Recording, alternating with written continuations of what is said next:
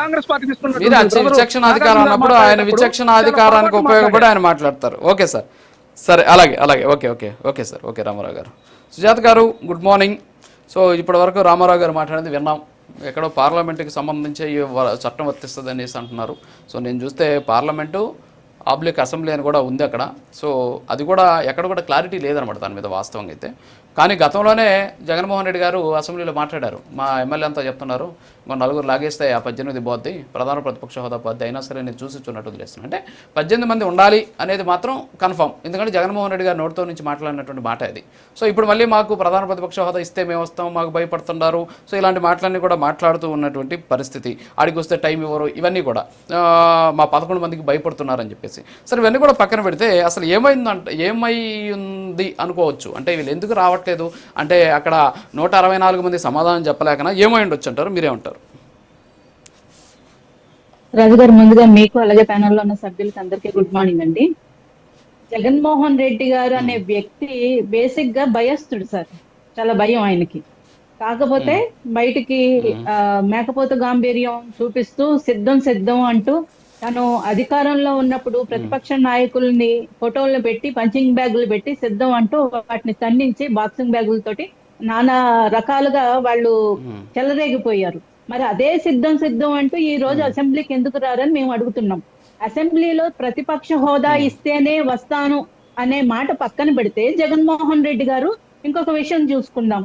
కనీసం సాక్షి మీడియా తప్ప మిగతా మీడియా ప్రతినిధుల్ని ఆయన డైరెక్ట్ గా ఫేస్ చేయలేరు. ఆయనకు భయం.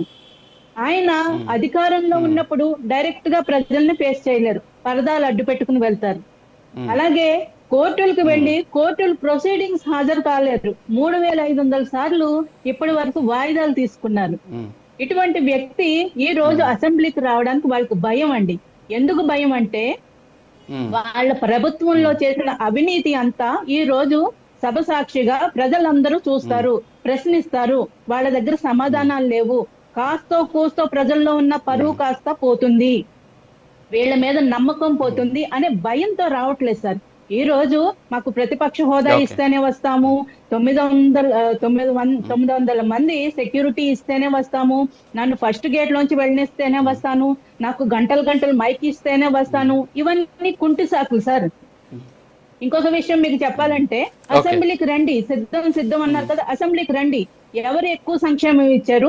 మీ ప్రభుత్వం ఇచ్చిందా, కూటమి ప్రభుత్వం ఇచ్చిందా? చర్చిద్దాం. స్వయాన జగన్మోహన్ రెడ్డి గారు నోటితో చెప్పింది 5 ఏళ్లలో 2,70,000 కోట్లు వైసీపీ ప్రభుత్వం సంక్షేమ పథకాలకు ఇచ్చిందని. ఇప్పటి వరకు ఈ 15 నెలల్లో కూటమి ప్రభుత్వం 40,000 కోట్ల రూపాయలు సంక్షేమ పథకాలు ఇచ్చింది సార్.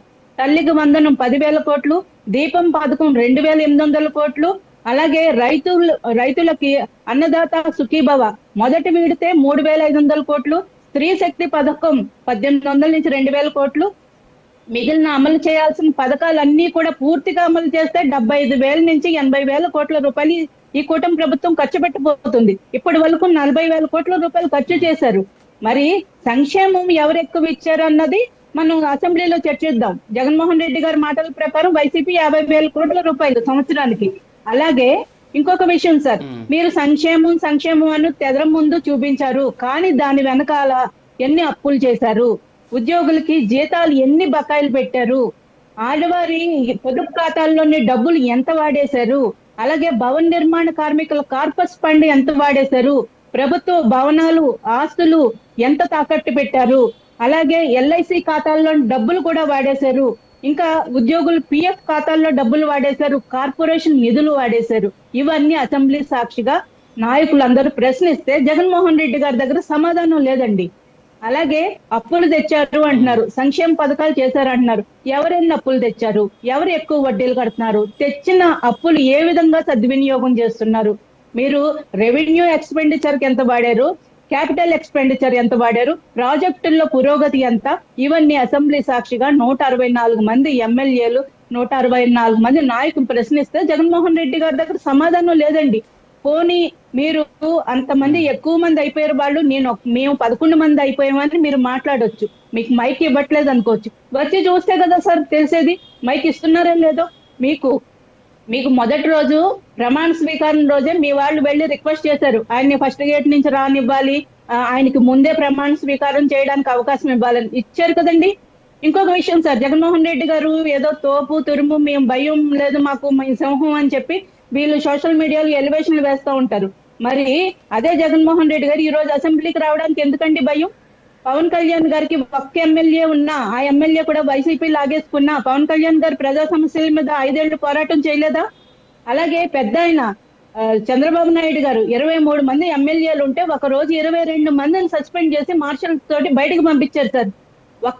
ఆయన ఒక్కడే నిలబడి అసెంబ్లీలో 2 గంటలు మాట్లాడారు సార్. మరి జగన్మోహన్ రెడ్డి గారికి ఎందుకండి భయం? మీ 11 మందిని తీసుకుని రండి, అసెంబ్లీలో మాట్లాడదాం. ఈ రోజు మీరు బయట ఉండి ప్రెస్ మీట్లు పెట్టడానికి కూడా కుంటి సాకులు. అందరు జర్నలిస్టులని పిలవరు, ఓన్లీ సాక్షి మీడియా ముందు మాట్లాడతారు. ఫేక్ ప్రచారాలు, మీరు చేసే ఫేక్ ప్రచారాలన్నీ ఇలా చేస్తున్నారు, అలా బయటపడుతున్నాయి. మొన్న చూసాం, వికలాంగుడని ఒక ఆయన నాకు పెన్షన్ రావట్లేదు ఈ ప్రభుత్వంలో అని చెప్పాడు. దాని తర్వాత ఆయన 2 చేతులు ఊపుకుంటూ డాన్స్ చేసిన వీడియోలు బయటకు వచ్చినాయి.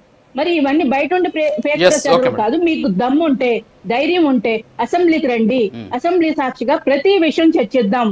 ఎవరు తప్పో ఎవరు ఒప్పో ప్రజలు చూస్తారు. ఈ రోజు మీకు ప్రజాస్వామ్యం మీద గౌరవం ఉందా? మిమ్మల్ని గెలిపించిన పులివెందుల ప్రజల మీద గౌరవం ఉందా?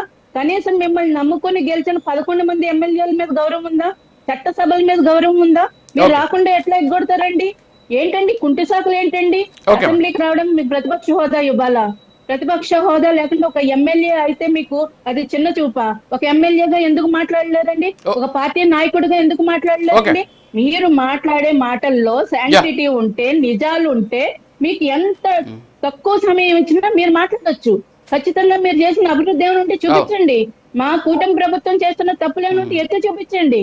కుంటి సాకులు ఎందుకండి జగన్మోహన్ రెడ్డి గారు? ఓకే సరే రాజుగారు. ఓకే అండి, yeah okay madam, okay yeah but ప్రభుత్వం ఎప్పటికైనా ఫేక్ న్యూస్ వస్తాను మేడం, మళ్ళీ వస్తా. సుజాత గారు మళ్ళీ వస్తాను.